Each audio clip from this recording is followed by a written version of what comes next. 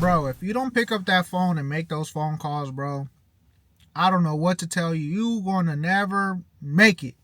I'm telling you, if I would have never picked up the phone and started dialing, I would have never made it here. Exactly where I'm at right now. One of my biggest fears starting out was, hey, what if I don't know what to say? What if they hang up on me? What if, man, forget all that soft ass stuff, man. If you don't pick up the dang phone, get those reps in, you ain't never gonna get no leads. You're not gonna get a deal closed, and at the end of it, you're not gonna get any money. And you know, money's not everything, but we all know when you have plenty of it, it makes life easier. And when you have a whole bunch of it, you'll be able to, you know, help others. But nonetheless, in this video, I'm going to be talking about cold calling. You know, truth is, all the things that you're looking to prepare for, have on a sheet, every answer, every rebuttal, every objection that you think is going to happen, throw that out the window. Nah, I'm just kidding. Those are good, but check it out. When you get on the phone and when you get in the trenches, when you get in the field, everyone's going to remix you up.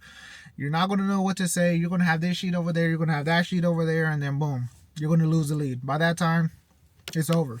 Man, just understand that you're going to suck. You know, not everyone wakes up and is, you know, ultimate, you know, pro at whatever they end up, you know, choosing to do. So just understand you're going to suck.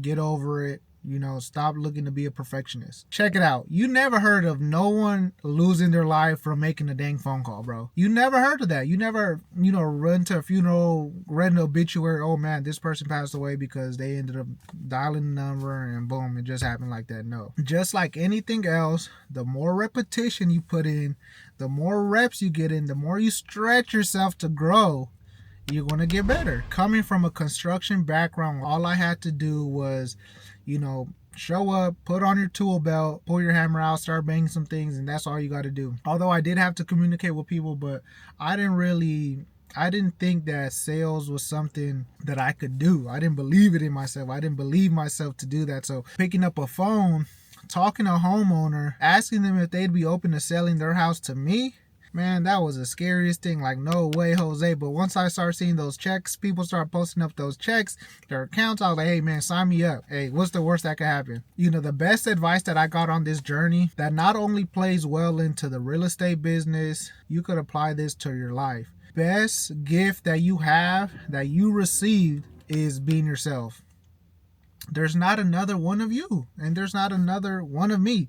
We're one of ones. You know, so use that to your greatest, you know, advantage. Understand that at first, if you're like me, it's definitely going to be hard because, you know, because you're doing something out of your normal. Or at least if you're like me, if you come from a sales background, then you have the upper hand. But if you're like me, you don't come from that background and understanding sales, you know, it's going to be something out of your normal, just like anything else. And I learned that a script is not to be there in front of you to be read word for word. It's just there as a guidance. You know, you got to understand that not every call is going to be there written, you know, flowing like how you have it down on that paper in front of you. You got to understand call awareness. That's some great things that I've learned from my brother Kurt. You got to be able to have call awareness, have to understand what type of seller you're talking to, what type of person you're dealing with. You got to understand, like, hey, I need to focus on this area first before I could get this type of information. You have to better understand, like, what is this person telling you? You have to be able to digest that.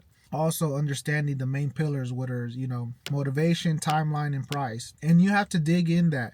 You know, if someone's willing to sell their house, you have to understand, well, I mean, whether it's a tired landlord, you know, older investor, whatever, maybe a distressed seller, there's something that they're looking to achieve and accomplish, and you have to understand what can you do to help them. You're a problem solver, so you got to do your best ability to be there. Also, two of the biggest things that I've always aware of till this day and were super critical in the beginning stages was my tonality when I'm doing my intro and how fast I'm speaking. I had a habit of, hey, my name is Abdil, what do you all that.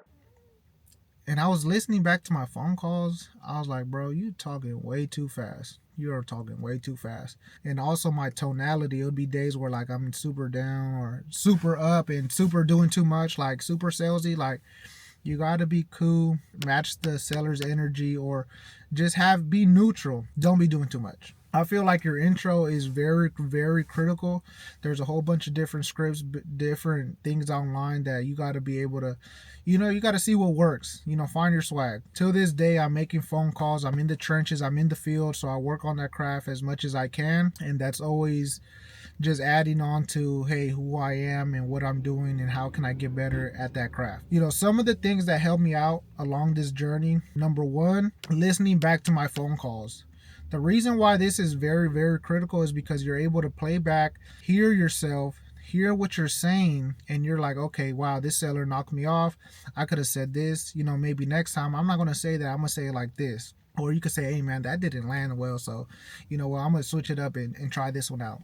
Two, as you're building relationships with people in this space, whether they're wholesalers, investors, buyers, whatever it may be, someone that wants to see you grow and someone that's, doing this at a high level, and they see you putting in the reps, seeing you putting in the work, ask them, hey man, would you be open to listening to one of my phone calls and give me some feedback? Especially if they're doing consistent deals, their feedback is very critical because, hey, they're doing this at a high level, so you might as well just take their advice. Obviously don't reinvent the wheel. See what's working and see, hey, this is what you could fix and this is what you should focus on next time. Like, that's very, very critical. Number three is, I feel like maybe one of the most important would be, is just be yourself. Be authentic, trying different scripts, different flows, testing different things out. What works for you? What's landing for you? What do you feel comfortable saying? You have to throw your little seasoning in there, my brother. You can't just, be super bland and vague and, I'm not going to lie. I was super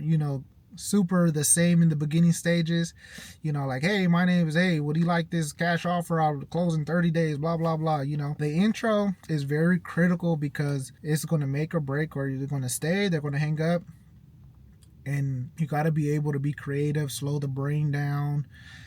What is this person talking about? Okay, boom, I got them in. Boom. Okay, if they give you some action, you got to do what you got to do. If they give you some action, you got to focus on, like, okay, cool, if I got this far, why can I get them this far?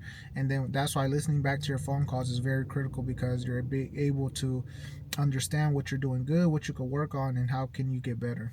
Cold calling and understanding the key components of a sales process, the information you're looking to gather, is very, very important, because after you're asking the right questions, you're gathering the information that you need for you to qualify the lead. Is very, it's going to make or break your business, because if you can't qualify, if you're not asking the right questions, if you're not gathering, you're not building rapport, then it's over for you. It's cooks. I'm telling you, cold calling has helped me in other parts of the business, such as the more I'm cold calling, the more I'm getting my reps in, the more I'm comfortable speaking in front of, speaking to people that I don't even know. I'm able to, okay, now I got this seller, I got a contract, okay, cool. Now I'm able to talk to title company, build a relationship there, talking to the escrow processor, talking to the closers. Okay, cool. Now I got to dispo a deal.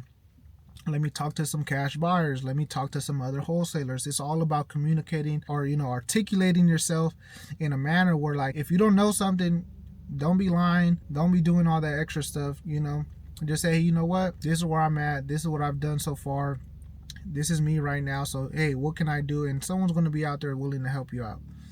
I hope so. But also, and this is very, very key, because being able to communicate and talk on the phone plays a big role in your business, because whatever source of marketing you're doing in your business, whether it's cold calling, text messaging, direct mail, whatever it is, you're going to eventually have to get on the phone and talk to these people and, qualify them and put offers in and get contracts signed. So it's very, very critical that you're on the phones talking and perfecting that craft. So look, the more reps you put in, the more you'll be able to maneuver through phone calls, be able to better understand, have more call awareness of what you're looking to accomplish, what you're looking to say, how you're going to say it, how you're going to land. Find your swag, be authentic. Don't be doing all that extra stuff, the salesy. If that's not you, that's not you. I tried that in the beginning. It just didn't sit with who I am. It wasn't flowing, especially in my market where I'm at in St. Louis, Missouri. You doing all that extra sales stuff, they're going to be like, what? Man, so be relatable, do what you got to do, my brother. Also, take yourself out the equation. Stop thinking about the money that you could possibly make and better understand the person you're talking to, seller wise. Like, hey, if they're looking to sell, there's a reason why. What are they looking to accomplish by selling this property? What can you do? How can you be different from the other phone calls? Because these people are getting phone calls, text messages by 100 other people. So what are you going to do to stand out and be different? I'm always a student of the game. You know, am I the best cold caller, whatever it may be? No, but I'm working on that craft always. I'm showing up, putting my reps in. Hey, you wasn't with me shooting in the gym, but just know, if you don't pick up the phone call, you're not even going to get nowhere. If you don't put in the reps in, you're not going to grow. If you don't get over your fear, you're never going to achieve greatness. So please understand, be great, keep grinding, keep showing up, and stay down.